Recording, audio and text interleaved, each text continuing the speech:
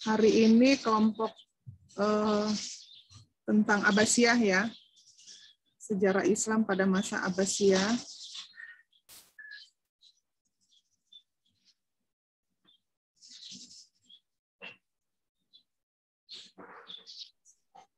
Ini saya ada beberapa poin tentang kondisi sosial politik dan perkembangan peradaban dinasti Abbasiyah ya. Ini sejarah berdirinya Bani Abbasiyah. Jadi Abbasiyah ini erat kaitannya dengan gerakan oposisi ya. Jadi ada oposisi yang dilancarkan oleh golongan Syiah terhadap pemerintahan Bani Umayyah.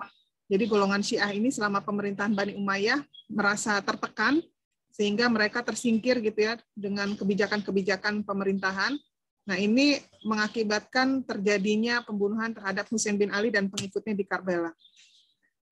Nah, ini kalau pembentukan dinasti Abbasiyah, pendirinya namanya Abu Abbas As-Saffah, nama lengkapnya Abdullah ibnu Muhammad ibnu Ali. Kemudian ini tadi terbentuk melalui kudeta atau revolusi. Khalifah pertamanya Abu Abbas As-Saffah. Kemudian mereka ini berhasil menguasai Sam hingga Damaskus, ibu kota dinasti Umayyah. Ini sekitar tahun 132 Hijriah ya. Nah, kemudian kondisi sosial Bani Abbasiyah. Jadi pada masa Abbasiyah ini banyak dilakukan ekspansi perluasan wilayah sehingga mereka ini banyak berbaur dengan suku dan ras lain ya. Ketika terjadi asimilasi, akulturasi, maka budaya mereka itu saling mempengaruhi satu sama lain. Nah, di dalam sosial Bani Abbasiyah ini masyarakatnya itu terbagi menjadi beberapa kelas, jadi berdasarkan jabatannya gitu ya. Ini semacam ada klasifikasi kelas masyarakat gitu. Kemudian kondisi sosial politiknya, pemerintahan Bani Abbasiyah ini banyak dipengaruhi oleh Turki. Pada masa pemerintahan Abu Ja'far al-Mansur, ini ada perseteruan antara pemerintah dengan golongan Umayyah, Syiah, Khawarij gitu. Nah, kemudian pada masa ini juga terjadi pemindahan ibu kota ke Baghdad, kemudian mulai dibentuk berbagai administrasi ya di berbagai bidang. Kemudian pada masa Abbasiyah ini banyak dikembangkan ilmu-ilmu pengetahuan karena khalifahnya ini sangat mendukung perkembangan ilmu pengetahuan. Terutama pada masa Harun ar-Rasyid, ini Abbasiyah mengalami puncak kejayaannya ya, karena berhasil menundukkan Konstantinopel gitu. Dan sebagian besar kekayaan Abbasiyah itu dipakai untuk keperluan sosial, fasilitas umum, pengembangan iptek, dan segala hal yang berkaitan dengan kesejahteraan rakyat. Nah, pada masa pemerintahan Al-Ma'mun, Bani Abbasiyah ini fokus mengembangkan ilmu pengetahuan, gencarnya penterjemahan, hingga didirikannya Baitul Hikmah dan Darul Hikmah. Nah, ini pada masa Abbasiyah ini juga karena khalifahnya itu mendukung pengembangan ilmu pengetahuan, jadi kalau mereka melakukan ekspansi gitu ya, kan itu terjadi akulturasi budaya ya, kemudian juga ilmu pengetahuan juga yang dari dunia Islam ditransfer keluar, begitu juga yang dari luar wilayah kekuasaan baru yang diekspansi tadi, itu ilmu yang juga diadopsi gitu ya. Nah, bagaimana cara mengadopsinya? Di antaranya ya dengan penterjemahan gitu ya, karena bahasa itu kan menjadi salah satu pengantar kita bisa memahami ilmu pengetahuan dengan baik. Nah, khalifah pada masa Abbasiyah ini dia mengapresiasi para ilmuwan ini sangat tinggi. Misalnya mereka kalau berhasil menerjemahkan salah satu buku atau karya tulis, itu ditimbang. Jadi bukunya misalnya beratnya berapa? Kalau bukunya beratnya ada 200 gram atau 500 gram, nah itu dikonversi ke emas gitu. Jadi kalau tebalnya buku 500 gram berarti dibayar 500 gram emas gitu. Sehingga banyak ilmuwan yang sejahtera dan banyak orang yang berbondong-bondong untuk mendukung gerakan penterjemahan ini gitu. Begitu juga dengan senimannya. Kesenian pada masa Abbasiyah ini juga dihargai dengan cukup layak oleh kekhalifahan ini. Nah, pada masa pemerintahan Al-Mu'tasim, Bani Abbasiyah ini melakukan perubahan sistem di bidang kemiliteran. Perkembangan ilmu pengetahuan di Abbasiyah ini dipengaruhi oleh 3 faktor, diantaranya kepedulian akan ilmu pengetahuan, gerakan penterjemahan besar-besaran, ini tadi ada Baitul Hikmah. Nah, kemudian berbagai perkembangan peradaban, misalnya di bidang seni, kedokteran, kimia, biologi, astronomi, matematika, geografi, filsafat, arsitektur, dan lain sebagainya. Jadi pada masa Abbasiyah ini banyak sekali tokoh-tokoh ilmuwan yang mempengaruhi di dunia. Bahkan sampai sekarang itu masih menjadi rujukan. Kemudian perkembangan peradaban Bani Abbasiyah yang lain, ini penaklukan Konstantinopel, ini menjadikan wilayah pemerintahan Abbasiyah ini banyak dilalui oleh berbagai bangsa ya, sehingga kalau dia dilalui banyak bangsa atau negara, itu terjadi proses pertukaran ilmu pengetahuan gitu ya, dan biasanya perdagangannya juga berkembang gitu ya. Nah, sehingga ya akhirnya menjadi pusat perkembangan ilmu pengetahuan gitu dan berkembang dengan pesat. Masa kekuasaan Abbasiyah ini dibagi menjadi beberapa periode. Ini misalnya pada masa Abbasiyah I, ini dimulai sejak lahirnya dinasti Abbasiyah tahun 132 Hijriah atau 750 Masehi sampai tahun 847 Masehi. Kemudian masa Abbasiyah II ini dimulai pada masa Khalifah Al-Mutawakkil pada tahun 847 Masehi sampai berdirinya Daulah Buayyah di Baghdad tahun 946 Masehi. Lalu dilanjutkan masa Abbasiyah III, ini mulai berdirinya Daulah Buwayyah tahun 946 Masehi sampai masuknya kaum Seljuk di Baghdad, ini sekitar tahun 1055 Masehi. Kemudian masa Abbasiyah III, ini dimulai saat masuknya kaum Seljuk di Baghdad tahun 1055 Masehi sampai jatuhnya Baghdad ke tangan bangsa Mongol di bawah pimpinan Hulagu Khan tahun 1248 Masehi. Jadi cukup panjang ya periodenya. Nah, kalau bicara tentang apa saja penyebab kemunduran Abbasiyah, ini secara umum terjadi kelemahan kepemimpinan khalifah, jadi kekhalifahan Abbasiyah karena sistemnya monarki ya. Kalau monarki itu kan turun-temurun, jadi kalau dia bukan anak keturunan khalifah, maka ya dia tidak mungkin berpeluang menjadi khalifah gitu. Nah, sementara anak keturunan khalifah ini kan banyak ya, banyak. Kemudian biasanya di istana itu terjadi, ya di istana kan semua serba ada ya. Kalau ada suara saya agak flashback, apakah ada yang, kalau belum mute tolong di mute ya. Nah, jadi misalnya tadi kalau bapaknya itu khalifah yang sangat cakap dalam memimpin, wilayah kekuasaannya luas, dia berhasil mempersatukan berbagai suku, berbagai bangsa gitu ya. Kemudian dia bisa mensejahterakan rakyatnya, bisa mengembangkan ekonominya gitu. Tetapi belum tentu anaknya juga punya skill kepemimpinan yang sama dengan khalifahnya, dengan bapaknya itu. Nah, jadi ketika misalnya tiba saatnya si anak khalifah ini menjadi khalifah berikutnya, ya sistem yang diberlakukan bisa berbeda, apalagi di istana biasanya kan gaya hidupnya bermewah-mewahan gitu ya. Tidak salah sih bergaya hidup mewah, tetapi kalau misalnya terlalu berlebihan gitu kan akhirnya ya menimbulkan kemalasan gitu ya, apalagi kalau misalnya tidak didukung dengan pendidikan yang baik gitu ya, merasa sudah pasti akan menjadi khalifah berikutnya, ya akhirnya kan skill kepemimpinan itu tidak terasa dengan baik gitu. Nah, di samping kan pada masa Abbasiyah ini karena banyak ekspansi, akhirnya kan banyak suku bangsa gitu ya di dalam pemerintahan khalifah itu, dan itu pasti ada persaingan gitu ya antara satu bangsa dengan bangsa yang lain, pasti ingin menonjol gitu ya. Nah, kemudian kemerosotan ekonomi ini diantaranya itu tadi karena bergaya hidup mewah, pengeluarannya itu tidak terkontrol gitu ya, yang tadinya alokasinya untuk bidang tertentu, tetapi akhirnya harus membiayai gaya hidup di istana gitu ya, itu juga jadi satu kendala tersendiri gitu.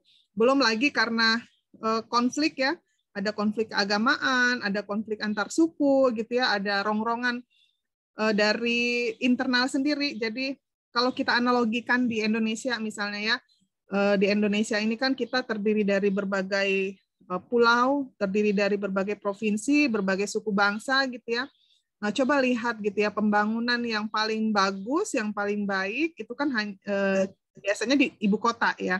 Di ibu kota, baik itu di ibu kota negara maupun di ibu kota provinsi. Jadi hanya di pusatnya saja gitu. Tetapi yang di provinsi jauh, misalnya kayak di Papua, di Sulawesi masih bagus, di Kalimantan misalnya itu kan yang paling ini misalnya di Papua deh, antar satu kabupaten ke kabupaten yang lain itu bahkan dia harus dihubungkan dengan pesawat.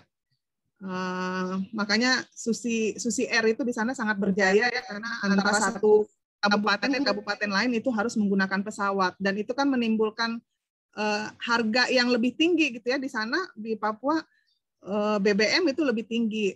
Kemudian harga semen itu lebih harga beras, harga semua bahan pokok itu lebih tinggi karena ya itu tadi distribusi barangnya itu tidak bagus, akses transportasinya itu tidak cukup baik gitu ya, sehingga harus pakai pesawat gitu, nggak bisa jalur udara, nggak bisa jalur darat gitu ya.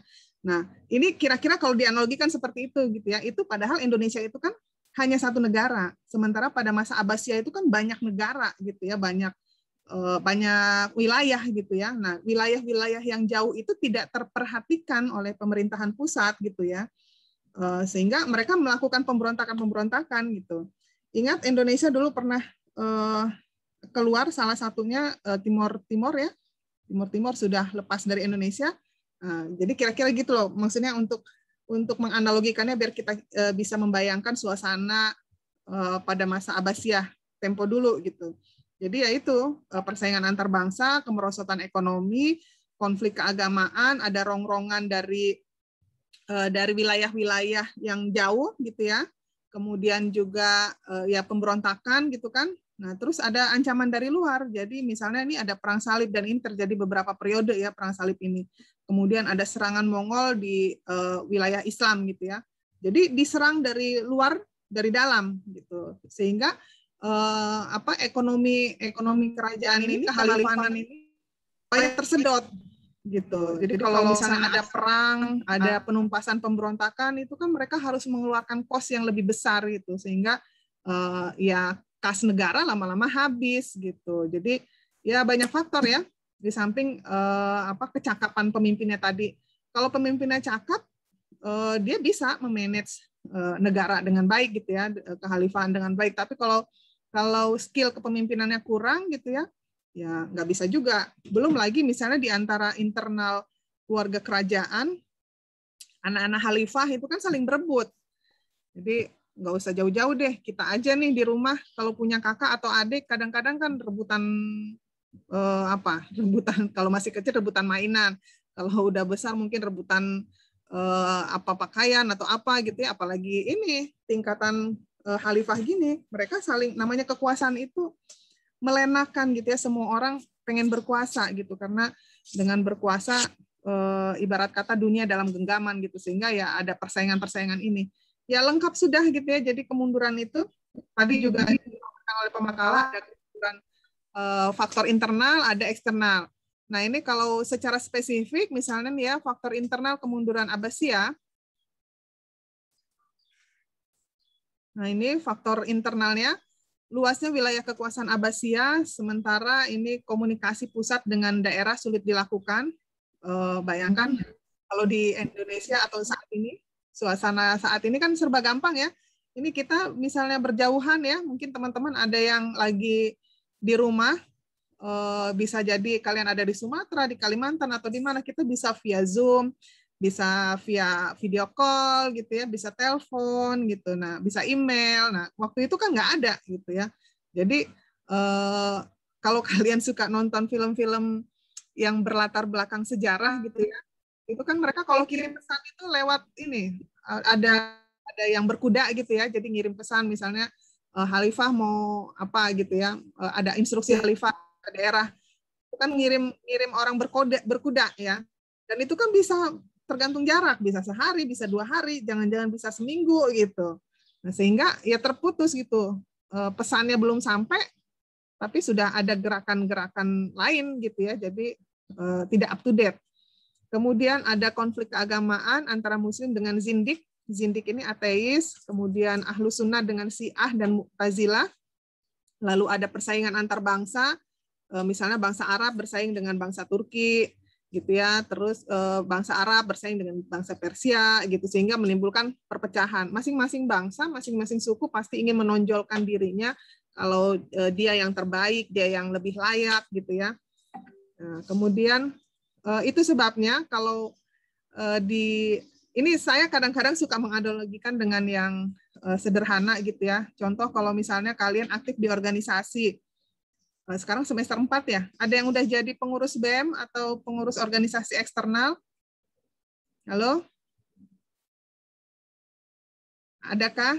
Nah, nanti misalnya suatu saat nih kalian ada yang jadi presiden BEM UIN, atau misalnya ada yang jadi ketua umum HMI, ada yang jadi ketua umum PMII atau organisasi UKM dan lain sebagainya. Nah, itu harus mengakomodir gitu. Jadi jangan misalnya pas kalian lagi bersaing itu kan jangan ada saingan gitu ya. Misalnya ada 3 kandidat. Terus kalian menang. Nah, yang dua kandidat ini dia kan punya pasukan, maksudnya punya pendukung gitu ya. Nah, itu harus diakomodir. Itu kalau kalian mau kepengurusan kalian itu lancar dan ya karena dua kandidat yang lain ini kan dia punya punya suara ya, punya suara di belakangnya. Nah, itu harus diakomodir. Misalnya cara mengakomodirnya ya sama-sama dimasukkan dalam struktur, tapi tentu beda kelompok pemenang dengan kelompok kalah gitu ya. Kalau kelompok kalah ya mungkin jabatannya tidak terlalu strategis, bukan posisi ketua, bisa jadi misalnya dia hanya departemen atau apa gitu, tapi kita sudah mengakomodir gitu. Nah, ini barangkali persaingan ini ya itu tadi kan di masa lampau ini baik Abbasiyah maupun Umayyah ini mereka kan terlalu mengagungkan kesukuannya. Orang Arab itu merasa sukunya yang paling layak, yang paling bagus gitu ya, sehingga yang lain tidak diakomodir. Nah, inilah yang menimbulkan perpecahan itu. Nah, ini intinya belajar sejarah itu kita apa yang bagus kita lanjutkan, apa yang tidak bagus ya jangan dicontoh. Nah, ini kan jadi ibroh buat kita gitu ya. Jadi kalau itu tadi kalau kita nanti suatu saat jadi pemimpin satu organisasi, kalau mahasiswa kan levelnya masih organisasi mahasiswa ya. Nah, itu harus mengakomodir suara kandidat yang lain meskipun dia kalah gitu.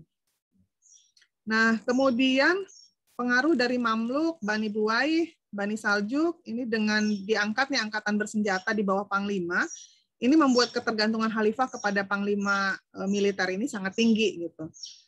Kemudian ini tadi keuangan negara sangat sulit, karena biaya yang dikeluarkan untuk tentara sangat besar. Pada saat kekuatan militer menurun, khalifah tidak sanggup membiayainya. Nah, ini kalau dianalogikan lagi ke masa sekarang, ini yang biasanya kos militernya tinggi itu di Amerika ya, dia membiayai untuk militernya itu sangat besar gitu. Apalagi mereka senang sekali gitu untuk menginvasi negara lain gitu. Dan mudah-mudahan sih ini tidak terjadi di Indonesia ya, jadi lebih enak aman gitu. Kalau aman, kos militer atau kos keamanan itu kan bisa dialokasikan untuk kesejahteraan yang lain gitu. Kemudian ini lanjutannya faktor eksternal kemunduran Abbasiyah. Perang salib kan berlangsung beberapa gelombang ya, dan tentu saja menelan banyak korban di kedua belah pihak, baik dari golongan Muslim maupun dari golongan Kristen. Perang salib ini terjadi tahun 1095 Masehi. Saat itu Paus Urbanus II berseru kepada umat Kristen di Eropa untuk melakukan perang suci gitu. Dan ini ada istilahnya ya, tawarannya gitu ya. Jadi kalau ajakan berperangnya itu kalau mereka tidak punya tanah, nanti setelah menang nanti dikasih tanah. Kalau nggak punya kekuasaan nanti dikasih kekuasaan dan lain sebagainya gitu ya. Nah, kemudian waktu itu simbol-simbolnya itu dari kalangan ini Paus Urbanus II ini dari kalangan Kristen itu banyak simbol salib gitu, makanya dibilang perang salib. Nah, ini untuk memperoleh keleluasaan berziarah di Baitul Maqdis yang dikuasai oleh penguasa Saljuk. Nah, ini juga latar belakangnya waktu itu terjadi pelarangan gitu ya untuk ziarah ke Baitul Maqdis, sehingga mereka setiap agama itu pasti punya fanatisme agama gitu ya. Jadi jangan sekali-kali kita menyentil rasa keagamaan seseorang, karena pasti terjadi pemberontakan. Sama dengan di kita gitu ya, di kalangan Muslim. Kita punya kepercayaan kalau Nabi itu tidak boleh digambarkan gitu ya, tidak boleh diwajahkan gitu. Misalnya kalau menceritakan film tentang Nabi Muhammad SAW itu nggak boleh digantikan perannya dengan orang gitu. Itu kan biasanya ada sebentuk cahaya gitu ya.